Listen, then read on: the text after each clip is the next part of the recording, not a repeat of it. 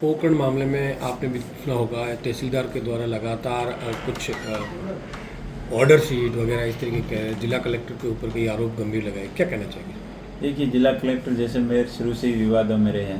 पहले एसडीएम के साथ में उनकी नहीं बनी, एसडीएम के ऊपर आरोप लगाए और वो एसडीएम ने उन पर आरोप लगाए कि कानून के खिलाफ वो कार्रवाई करना चाह रहे हैं, ज़मीनों का हस्तांतरण करना चाह रहे हैं और कंपनियों के मुनीम बने हुए हैं बिल्कुल। और सरकार के काम पर कम ध्यान देकर कंपनियों के काम पे ज़्यादा उनको चिंता रहती है।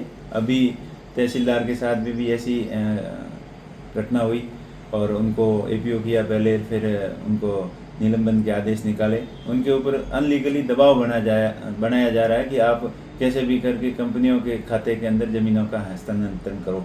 जब आगोर की भूमि हो, चाहे गोचर की भूमि हो, चाहे तालाब की भूमि हो, और जो पुराने ज़माने के अंदर जैसे रिकॉर्ड के अंदर नहीं थी, आगोर को शिवायत बताया गया था, लेकिन वास्तव में हकीकत में वो मौके पर आगोर है, तालाब है और वहाँ पे रिहायशी लोग रह रहे हैं, ओरण गोचर है, मंदिर है।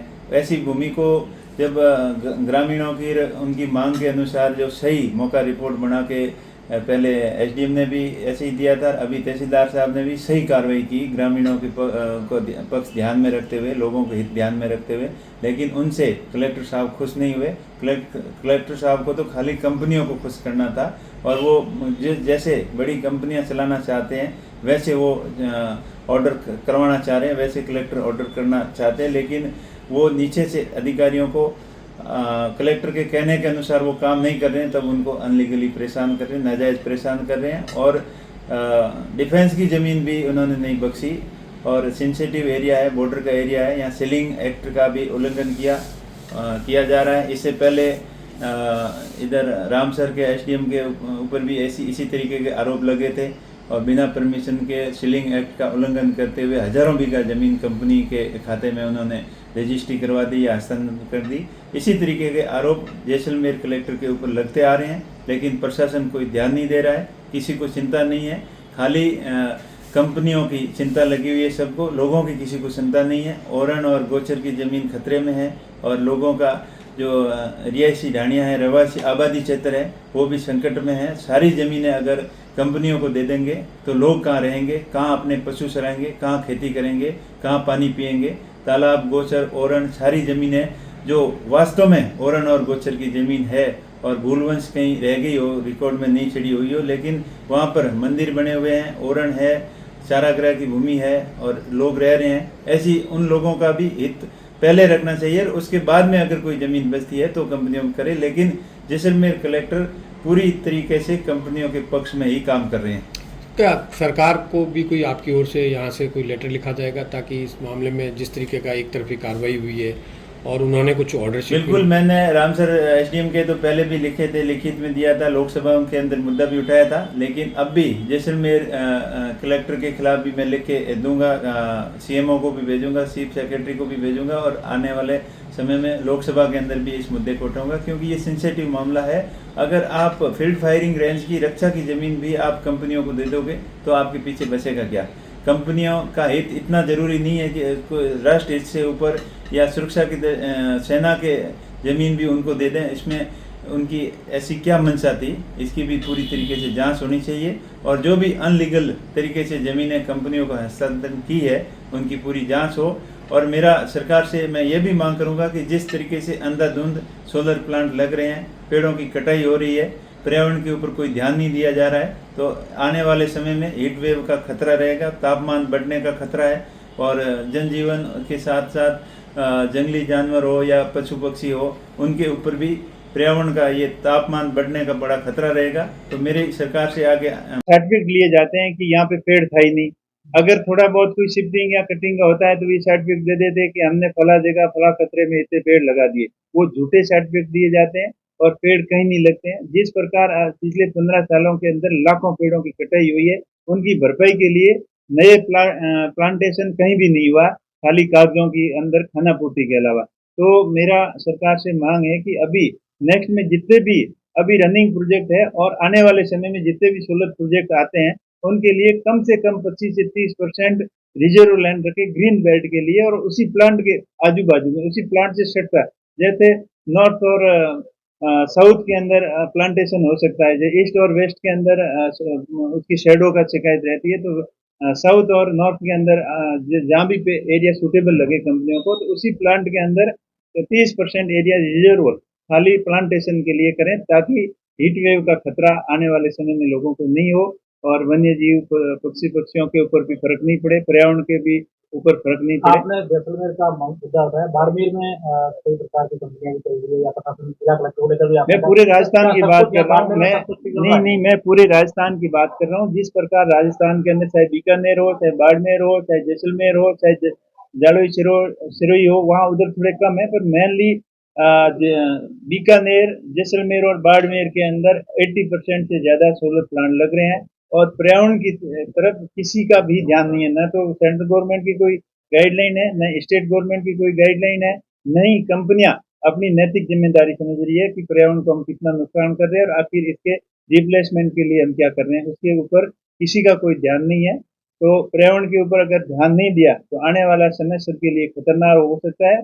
उसके साथ साथ इतनी बहुत सारी ट्रांसमिशन लाइन है जो किसानों के खेतों के अंदर से निकल रही है, उनके लिए भी कोई स्पष्ट गाइडलाइन नहीं है। किसानों के साथ में मजबूरन उनको बाध्य किया जाता है कि आप कंपनियों को ट्रांसमिशन लाइन लगाने दो। प्रशासन कंपनियों का फेवर ज्यादा करता है, किसान की नहीं सुन रहा है। अभी मेरे पास रोज कम से कम 8-10 फोन आते हैं, कि आज भी कई फोन आए थे। आप रेतेव के अंदर एक घर के अंदर एक ढाणी है उसके अंदर वो टावर खड़ा कर रहे हैं, और वो मना करने के बावजूद उसकी सहमति के बिना जबरदस्ती उसको बिना कंपनसेशन दिए, बिना मुआवजा दिए उसके घर के अंदर टावर लग रहा है। तो इस तरीके की घटनाएं बहुत ही चिंताजनक है। कंपनियों का काम भी होना चाहिए, साथ साथ में लोगों के अधिकारों का हनन नहीं होना चाहिए, और उनके साथ में जबरदस्ती उनके खेतों के अंदर टावर नहीं लगे। अगर लग रहा है तो उन्हें उचित मुआवजा मिले, यही मेरी मांग है।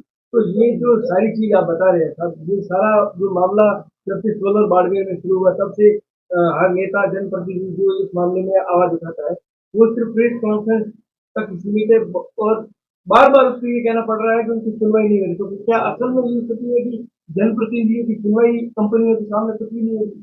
बिल्कुल जनप्रतिनिधियों की सुनवाई कुछ नहीं हो रही है। खाली सरकार के इन्वेस्टर की तरफ उनको बढ़ावा देने के नाम पर उनको सब कुछ खुली छूट दे रखी है, जितनी नहीं होनी चाहिए। क्योंकि अगर पर्यावरण की तरफ ध्यान नहीं दिया, तो आने वाले समय में सबके लिए ये बड़ा खतरा हो सकता है। राजस्थान में इतनी बड़ी मात्रा में सोलर प्लांट लग रहे हैं, जिससे हीट वेव का आने वाले समय में बहुत खतरा है। एक विशेषज्ञों की रिपोर्ट के अनुसार आया है कि इसी तरीके से प्लांट लगते रहेंगे और पर्यावरण के ऊपर ध्यान नहीं दिया गया, अगर बैलेंस नहीं बनाया, तो आने वाले समय में टेम्परेचर के अंदर 3 से 5 डिग्री तक बढ़ सकता है। तो सर इसका इलाज क्या? क्योंकि काम तो लगातार जारी है, जनप्रतिनिधि यहाँ पर इसका इलाज मैंने बताया आम जनता की तरह ही सीख रहे हैं कि साहब गलत हो रहा है, गलत हो रहा है। अब इलाज क्या? काम तो जारी है। हम तो विपक्ष में है, हमने हमेशा मांग करना हमारा कर्तव्य है, और उसमें हमने कोई कसर नहीं छोड़ी। लोकसभा में भी इसका मामला पहले उठाया, अब भी जैसे भी मेरे को मौका मिलेगा तो लोकसभा में इस मामले को रखूंगा कि जिस तरीके से पर्यावरण के साथ में कंपनियां खिलवाड़ कर रही है, और ऑफिसर और जिम्मेदार जनप्रतिनिधि मुख्य दर्शक होकर उन देख रहे हैं, तो ये आने वाले समय में सबके लिए ठीक नहीं है। तो जैसलमेर में सर जो घटनाक्रम हुआ, एक एसडीएम और एक तहसीलदार को वहां से जिस तरीके से हटाया गया, तो क्या लगता है कि जो अधिकारी इन कंपनियों की गुलामी नहीं कर रहे या उनके बाबूबन की काम नहीं कर रहे, उनको सरकार जो है वो दंड दे रही? बिल्कुल सही है, ये तीसरी बड़ी घटना है। उससे पहले 2 ट्रैप हुए थे, एक एसडीएम और एक अधिकारी और था रेवेन्यू डिपार्टमेंट का, 2 ट्रैप हुए थे। और उसके बाद में फिर एसडीएम पोखरण के ऊपर आरोप लगे थे, दबाव था कि उन दबाव के अंदर उन्होंने काम नहीं किया, तो उनको यहाँ से हटा दिया। अब तीसरी घटना हुई है कि तहसीलदार को पहले 17 सीसी का नोटिस दिया, अब एपीओ किया, और इस बात पे किया कि वो कोई अवैध कब्जा जो कंपनी वाला करना चाह रहे थे, उसको खाली कराने के लिए वो जा रहे थे। तो इससे कलेक्टर साहब नाराज हो गए, और ऊपर के अधिकारी भी उनसे नाराज हो गए कि वो जनता के हित में काम नहीं करके खाली कंपनी के हित के अंदर काम करे। इस तरीके का दबाव काफी पिछले 1 साल से कलेक्टर की तरफ से नीचे के अधिकारियों के ऊपर बनाया जा रहा है, और कलेक्टर सिर्फ और सिर्फ कंपनी के हितैषी बनकर कंपनी के मुनीम टाइप बन के काम कर रहे हैं। जैसा आप कह रहे हैं, कंपनी और सरकार जब एक हो चुकी है, तो अब क्या जनता और जनप्रतिनिधि अकेले बढ़ गए, अब सड़क पर आंदोलन देखा जाएगा, भविष्य रणनीति क्या बिल्कुल है? जनप्रतिनिधियों की ये हमेशा से मांग रही है कि जनता के हित के काम हो, और अगर ये अब मामला काफी ऊपर उठ गया है, जब पानी नाक से ऊपर उठता बढ़ता है, तब उस जनता को मजबूरन आंदोलन के लिए मजबूर होना पड़ेगा और सड़कों के ऊपर आना पड़ेगा। सड़कों पर जो विरोध करे उनके खिलाफ तो मुकदमे और उनको जेल में डाल रहे हैं। आप जनता कितने की दिन हिम्मत नहीं हो डालेंगे, रही है। कितने डालेंगे? आखिर जनता के सामने बड़ी बड़ी ताकतों को झुकना पड़ा है। ये इस सरकार को, अधिकारियों को, कंपनियों और